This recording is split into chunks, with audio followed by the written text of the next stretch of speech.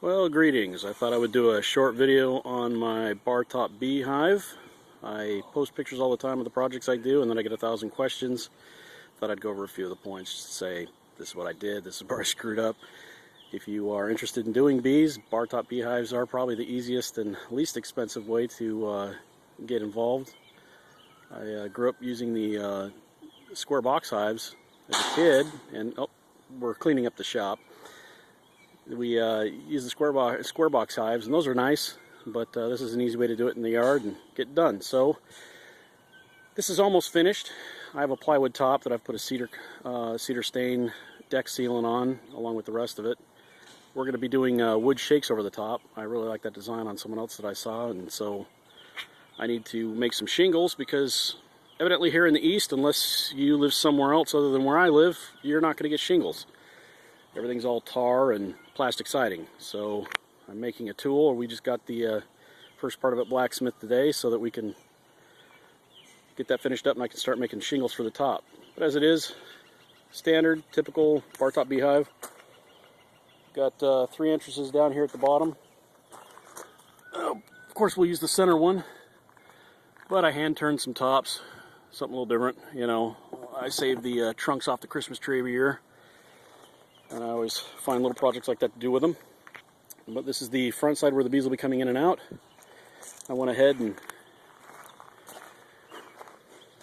made a rooftop this way because I just like the look of it. It has a little country cottage kind of style. This is yard candy from my friend's wife, who treats me so well. And so it couldn't just be a regular box with the flat top and everything else. It had to be nice and look good. We have the observation window. I still need to finish the covering door for that.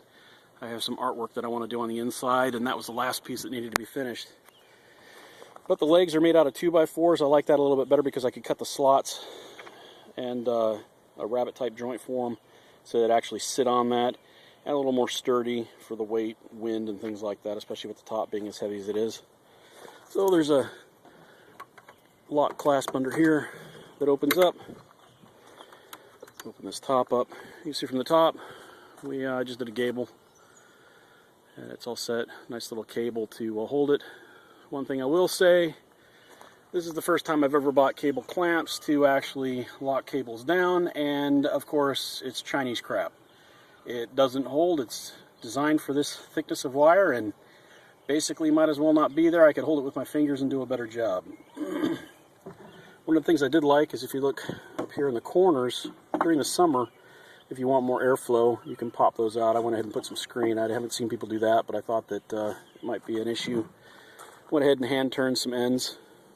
So they just fit in by friction, and as it heats and constricts and stuff like that, it'll build itself in.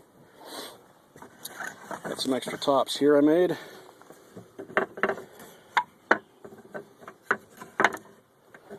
And it's pretty much all set, ready to go. I went ahead and just used table saw blade thickness, ripped a slot down the center, sliced some shims. Some shims were better than other shims. Some fit, some didn't. So I went and banged away on them. The screen on the bottom, of course, they have the recommended size. I didn't want to spend an extra $35 in special order from Ace Hardware because that was the only place I could find it without going to, some sort of bee guys, which, of course, do not live close to me. So I went ahead and used regular metal screen for the bottom there. I'm hoping that it'll still allow things to drop through. You can see the winter board I put in the bottom to hold that. But I'm hoping that that'll allow all the crap to fall through the bottom, and we'll be able to keep an eye on the hive and its health. I want to do a shout out to Wranglerstar and all his nice fun stuff. He was the one that came up with the idea to go ahead and use the kitchen door clamps to hold the bottom board on. Unfortunately for me, yet again, I am snafu'd by Chinese crap.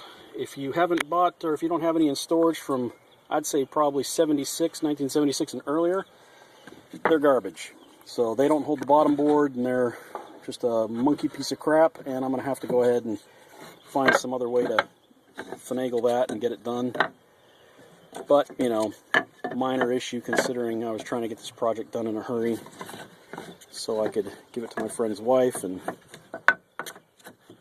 be happy. Hopefully she'll get bees here next year. The reason this was an issue is she found a bee swarm in her yard a couple weeks ago, and I'm like, well, you know, you were talking about wanting to get into bees.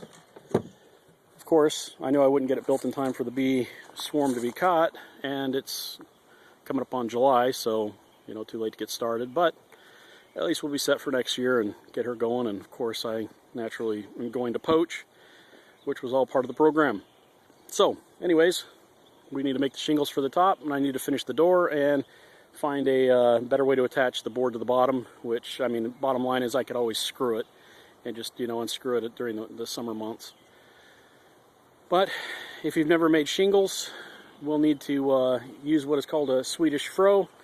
Once again, I'd have to thank Cody from Wranglerstar for cursing me with all sorts of inspiration and fantastic ideas.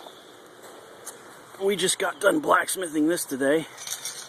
Had to curl it, and I had my friend run a bead down on the weld just to hold it and make it pretty. But that's going to turn into a blade for it, and I'll finish that up on a project later. So, thanks again, Cody, for all the advice, the inspiration on making your Bartop Beehive. And if you have any questions about making one, it's better off just to, you know, ask me, fire me a message, or call me on the phone. We'll talk about it. I've made some stupid mistakes. I had some good ideas. It's kind of a go-as-you-go project. But if you have any questions about how to make one, go to the Wranglerstar channel on YouTube. He does a nice, I think it's 4-part video series. I watched it about 1.5 years ago. Thought it was neat, didn't know about bar tops. And rewatched it when I thought about actually doing it this time, and follow his steps. The instructions I got off the internet, while nice, are meant to build it from scrap and strip and everything else, and will mess you up. He makes it as easy as possible, and I wish I would have followed him directly instead of following a set of plans for the first time in my life. So, have a great day. Appreciate all the helps from my friends and all the sawdust that was made.